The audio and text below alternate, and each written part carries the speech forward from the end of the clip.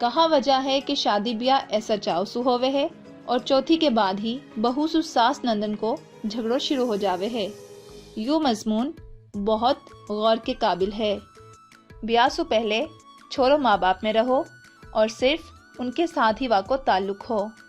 ماں باپ نے وا کی پرورش کری اور امید کرتا رہا کہ چھوڑو بڑو ہو کے بڑھاپا میں ان کی خدمت کرے گو۔ بیاہ کے بعد بیوی ڈولی سے اترتے ہی یا فکرے کرنے لگ جاوے ہے کہ شوہر آج ہی ماں باپ نے چھوڑ دے وے۔ سو ثابت ہوئیو کہ لڑائی ہمیشہ بہون کی طرف سے شروع ہوئے ہے۔ اگر بہو گھر میں مل کے رہے اور کدی ساسے معلوم نہ ہوئے کہ بیٹا ہم سے چھڑوانا چاہوے ہے تو ہرگز فساد پیدا نہ ہوئے۔ یا بات تو ہر کوئی جانے ہے کہ بیاہ کے بعد ماں باپ کے ساتھ تعلق چند دن کو رہوے ہے۔ آخر میں گھرے تو الگ ہی ہونو ہے، میاں بیوی جدا ہو کے رہیں گا۔ دنیا میں ایسو ہی ہو تو آیو ہے، لیکن نہ معلوم عورتن میں ایک عیب چگلی کو ہے جو فساد کی بنیاد ہے۔ وہ یوں ہے کہ سسرال کی ذرا ذرا سی باتیں نے آگے مالو بتاواں ہاں، اور ماں بھی ایسی رہواں ہاں کہ کھود کھود کے بیٹین سو سسرال کی باتیں نے پوچھا ہاں۔ مگر یا سب کہن اور پوچھن سو لڑائی اور جھگڑان کا بڑھن کے علاوہ اور کوئی فائدہ حاصل نہ ہوئے ہے۔ بعض بہو ایسی مغرور رہواں ہاں کہ سسرال میں کیسو ہی اچھو کھانو اور کیسو ہی اچھو کپڑوں ان لو ملے ہمیشہ حقارت سو دیکھا ہاں۔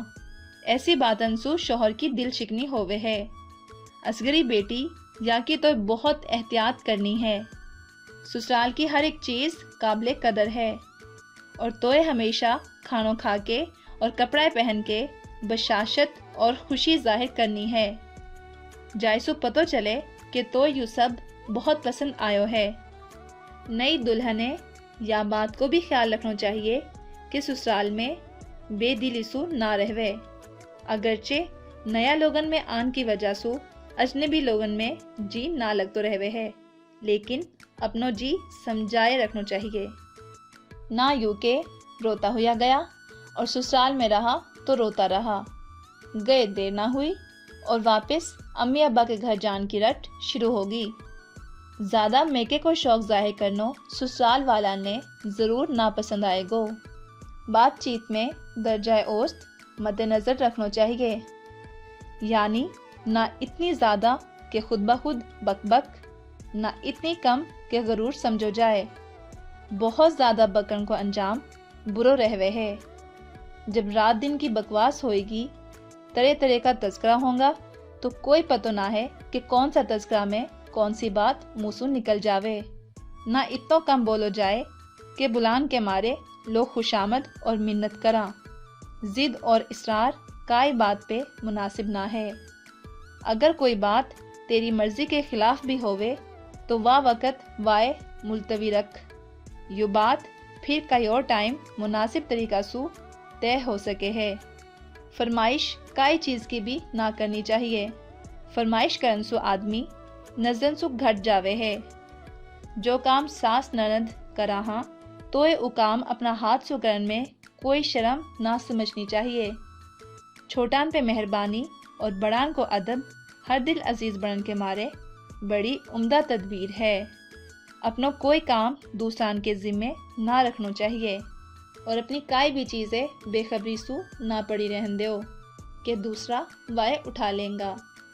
جب دو آدمی چپکے چپکے باتیں نے کرا ان سو الگ ہو جانا چاہیے، پھر ان کی تفتیش بھی نہ کرنی چاہیے کہ یہ آپس میں کہا کہہ رہا، اور خام خواہ یوں نہ سمجھنا چاہیے کہ کچھ ہماری ہی بات ہو رہی ہی۔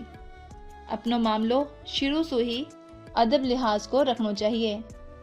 جن لوگوں میں بہت جلدی حد درجہ کو پیار لگاؤ پیدا ہو جاوے ہے، اتنی ہی جلدی ان میں رنجش اختلافات پیدا ہون لگ جاواں ہاں۔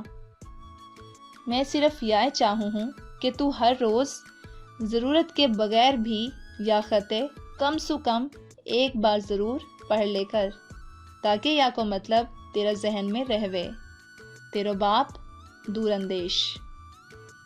باپ کو خط دیکھ کے اصغری کا دل میں جوش محبت نے عجیب اثر پیدا کرو اور بے اختیار رون لو دل کرو، لیکن نیو نیو بیاہ ہوئے ہو، سسرال میں رو نہ سکے ہی، برداشت کام میں لائی اور باپ کو خط آنکھن سو لگا کے بہت احتیاط سو وظیفہ کی کتاب میں رکھ لیو۔ ہر روز بلا ناگا خطے پڑھے ہی اور خط کا مطلب پہ غور کرے ہی۔ امی